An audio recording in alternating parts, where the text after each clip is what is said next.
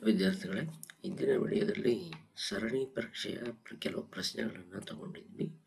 ಅದರ ಮುಂದುವರೆದಿರ್ತಕ್ಕಂಥ ಭಾಗವನ್ನು ನಾನು ತಗೊಂಡಿದ್ದೀನಿ.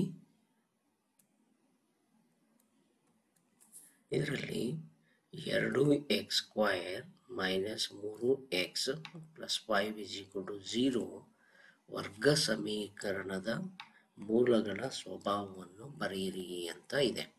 ಇದನ್ನು ನೋಡೋಣ. 2x² - 20ರಲ್ಲಿ ಚಾಯ್ಸ್ ಇರ್ತಕ್ಕಂಥದ್ದು 3x + 5 = 0. ax² + bx + c = 0. a = 2 - b = -3 c = 5. ಹಾಗೆಯೇ ಶೋಧಕದ ಬೆಲೆ ಡೆಲ್ಟಾ = b² - 4ac. ಇದರಲ್ಲಿ b -3² 4 × 2 × 5 ಅಲ್ಲಿಗೆ 9 5 2 10 14 -31 ಆಯಿತು.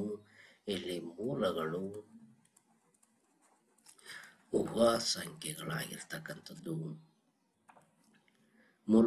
ಊಹಾ ಸಂಖ್ಯೆಗಳಾಗಿರುತ್ತವೆ. ಯಾವಾಗ ಆಗಿರುತ್ತಪ್ಪ ಅಂದರೆ ಡೆಲ್ಟಾ <0 ಆಗಿದ್ದಾಗ ನಮಗೆ ಈ ಸಂಖ್ಯೆಗಳು ಮೂಲ ಸಂಖ್ಯೆಗಳು ನಮಗೆ ಆಗ್ತಕ್ಕಂಥದ್ದು. ಊಹಾ ಸಂಖ್ಯೆಗಳು ಆಗ್ತವೆ, ಅದರ ಜೊತೆಗೆ ಯಾವುದೇ ಮೂಲಗಳನ್ನು ಹೊಂದಿರುವುದಿಲ್ಲ.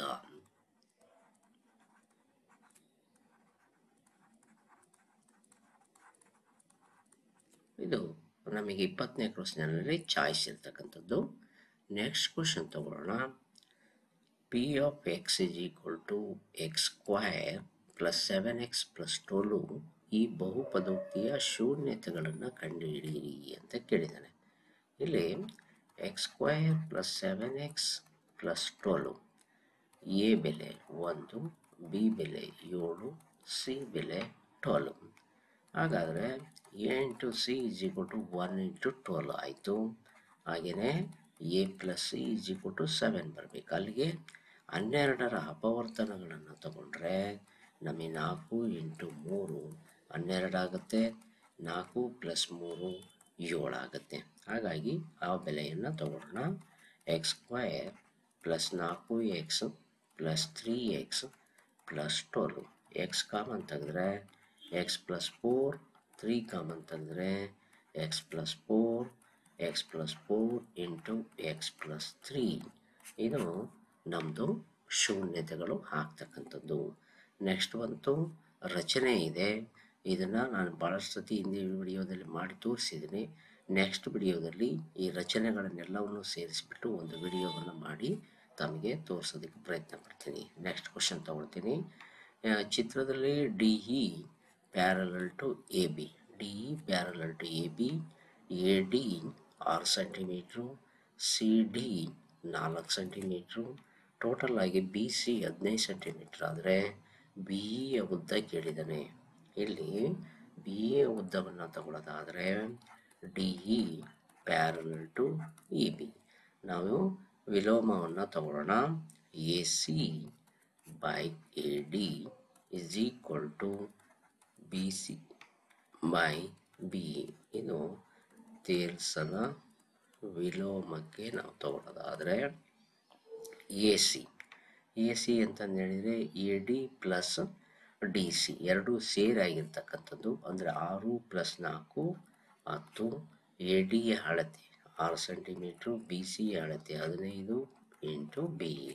ಅಲ್ಲಿ ಕ್ರಾಸ್ ಮಲ್ಟಿಪ್ಲಿಕೇಶನ್ ಮಾಡಿದರೆ BE = 15 × 6 / 10. 5 3 5 2 2 1 2 3 ಅಲ್ಲಿಗೆ 9 ಸೆಂಟಿಮೀಟರ್ ನಮ್ಮದು ಉತ್ತರ ಬರ್ತಕ್ಕಂಥದ್ದು. ನೆಕ್ಸ್ಟು ಇದರಲ್ಲೇ ಚಾಯ್ಸ್ ಇದೆ. ಇದನ್ನು ತಗೊಳ್ಳೋಣ.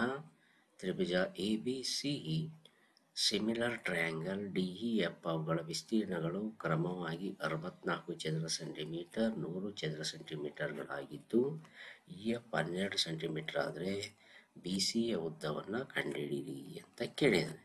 ಇಲ್ಲಿ ತ್ರಿಭುಜ ಎ ಬಿ ಸಿ ವಿಸ್ತೀರ್ಣ ಡಿವೈಡ್ ಬೈ ತ್ರಿಭುಜ ಡಿ ಇ ಎಫ್ ವಿಸ್ತೀರ್ಣ is equal to E F B C by E F whole square. ಇಲ್ಲಿ ಯಾವುದು ಅಳತೆ ಇದೆಯೋ ಅದನ್ನೇ ತಗೊಳ್ಳಿ. ಎ ಬಿ ಸಿ ವಿಸ್ತೀರ್ಣ 64 100 is equal to B C ಅಳತೆ. ಬಿ ಸಿ ಅಳತೆಯನ್ನು ನಾವು ತಗೊಂಡ್ರೆ ಬಿ ಸಿ ಅಳತೆ ಕೊಟ್ಟಿಲ್ಲ, ಇ ಎಫ್ ಅಳತೆ ಮಾತ್ರ ಕೊಟ್ಟಿದ್ದಾನೆ 12 ಸ್ಕ್ವಯರ್. ಈ ಸ್ಕ್ವಯರ್ ಈ ಕಡೆಗೆ ಹಾಕೋಣ. 64/100 is equal to B C by 12. ಅಲ್ಲಿಗೆ 64ರ ವರ್ಗಮೂಲ 8/10 is equal to B C by 12. ಅಲ್ಲಿ ಕ್ರಾಸ್ ಮಲ್ಟಿಪ್ಲಿಕೇಶನ್ ಮಾಡಿದರೆ 12 × 8 ಬೈ 10 ಆಯಿತು. ಅಲ್ಲಿಗೆ 2 6 2 5 ಇಲ್ಲೇ ಕ್ಯಾನ್ಸಲ್ ಆಗಲ್ಲ. 8 6 48 ಡಿವೈಡೆಡ್ ಬೈ 5 ಆಯಿತು. ಅದನ್ನು ನಾವು 5ರಿಂದ ಭಾಗಿಸಿದರೆ 5 9 45, ಇನ್ನು 3 ಉಳಿತು. 5 6 30, 9.6 ಸೆಂಟಿಮೀಟ್ರು ಇದರ ಬಿ ಸಿಯ ಉದ್ದದ ಅಳತೆ ಆಗಿರ್ತಕ್ಕಂಥದ್ದು. ನೆಕ್ಸ್ಟ್ ಕ್ವಶನ್ ತಗೊಳ್ಳೋಣ. ಒಂದು ಪೆಟ್ಟಿಗೆಯಲ್ಲಿ 500 ಗಡಿಯಾರಗಳಿವೆ ಅಂತ ಕೊಟ್ಟಿದ್ದಾನೆ. 500 ಕೈ ಗಡಿಯಾರಗಳಿವೆ. ಇದರಲ್ಲಿ 50 ಗಡಿಯಾರಗಳು ದೋಷಪೂರಿತವಾಗಿವೆ. ಅಂದರೆ ಒಟ್ಟು ಕೈ ಗಡಿಯಾರಗಳ ಸಂಖ್ಯೆ ಎಸ್ ಇಸ್ ಈಕ್ವಲ್ ಟು 500. ಅದನ್ನೇ ನಾವು ಎನ್ ಆಫ್ ಎಸ್ ಅಂತ ತಗೋಬಹುದು. ಅದರಲ್ಲಿ ದೋಷಪೂರಿತವಾಗಿರುವವು 50 ಇದೆ, is equal to n of A ಅಂತ ಇಟ್ಕೊಳ್ಳೋಣ. ಇಲ್ಲಿ ಆಯ್ಕೆ ಮಾಡಬೇಕಾಗಿರೋದು ದೋಷಪೂರಿತವಾಗಿರುವ ಸಂಭವನೀಯತೆ. ಹಂಗಾಗಿಬಿಟ್ಟು ಅದನ್ನೇ ತಗೊಳ್ಳೋಣ. P of A is equal to n of A by n of S is equal to 50/500. ಅಲ್ಲಿ 0 0 5 1 5 10 ಅಂದರೆ 1 P of A is equal to 1/10 ಆಗುತ್ತೆ. ನೆಕ್ಸ್ಟ್ ಕ್ವಶನ್ ತಗೊಳ್ಳೋಣ. ಒಂದು ಸಮಾಂತರ ಶ್ರೇಣಿಯ ಮೂರನೇ ಪದ A3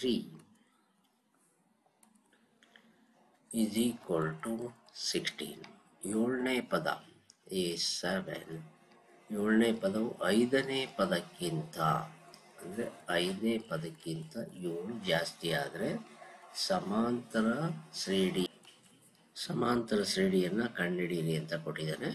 ಹಾಗಾಗಿ ಮೊದಲು ಸಮಾಂತರ ಶ್ರೇಣಿ ಕಂಡುಹಿಡಿಬೇಕು ಅಂದರೆ ನಮಗೆ ಎ ಬೆಲೆ ಮತ್ತು ಡಿ ಬೆಲೆ ಬೇಕು. ಇದನ್ನು ತಗೊಳ್ತೀನಿ.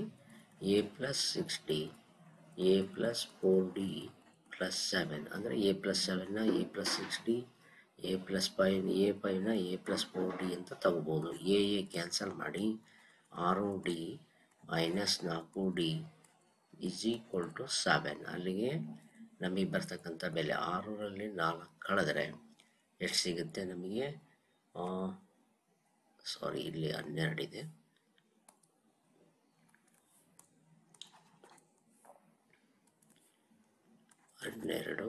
ಇದು 12 ಆದರೆ ಅಲ್ಲಿಗೆ 2d ಇಸ್ ಈಕ್ವಲ್ ಟು 12 ಆಯಿತು. 2d is equal to 12/2 6.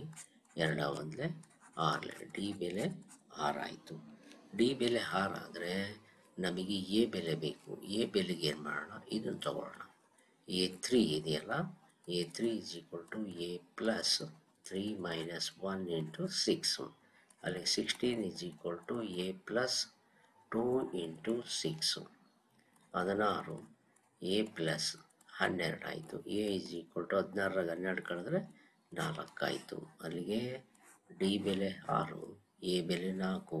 ಸಮಾಂತರ ಶ್ರೇಣಿ ತಗೊಂಡ್ರೆ a + d a + 2d ಈ ಥರ ಕಂಟಿನ್ಯೂ ಆಗುತ್ತೆ. ಎ ಬೆಲೆ 4, a + d 4 + 6 10, 4 6 2 12 4 16 ಇದು ನಮ್ಮದು ಸಮಾಂತರ ಶ್ರೇಣಿ. ಹಾಗೆಯೇ ಸೆಕೆಂಡ್ ಬಂತು ಚಾಯ್ಸ್ ಇರ್ತಕ್ಕಂಥದ್ದು.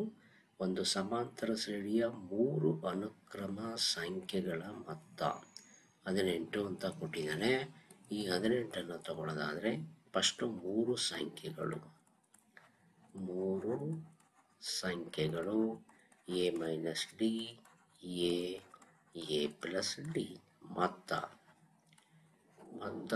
A minus D plus A plus D is equal to 18. D cancel.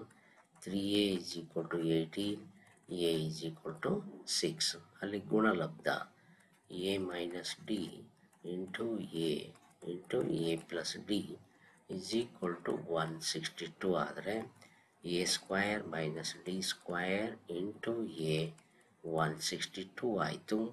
ಅಲ್ಲಿಗೆ ಎ ಬೆಲೆ ತಗೊಳ್ಳೋದಾದರೆ ಎ ಬೆಲೆ ಇರೋದು ನಮ್ಮದು 6 ಇದೆ.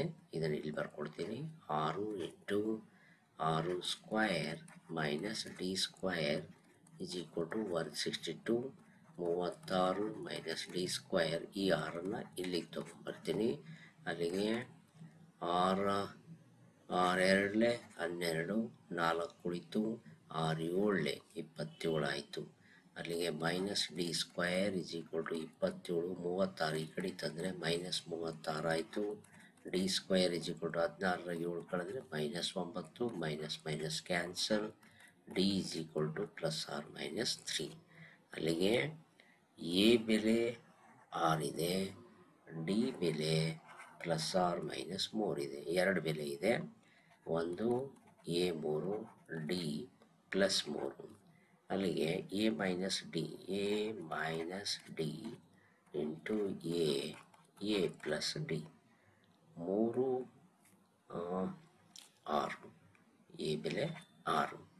6 ಮೈನಸ್ 3 6 ಪ್ಲಸ್ 3 6 9. ಪ್ಲಸ್ ಇದ್ದಾಗ ಮೈನಸ್ ಇದ್ದರೆ A is equal to 6, D is equal to -3. ಅಲ್ಲಿಗೆ 6 ಪ್ಲಸ್ 3 ಆಗುತ್ತೆ.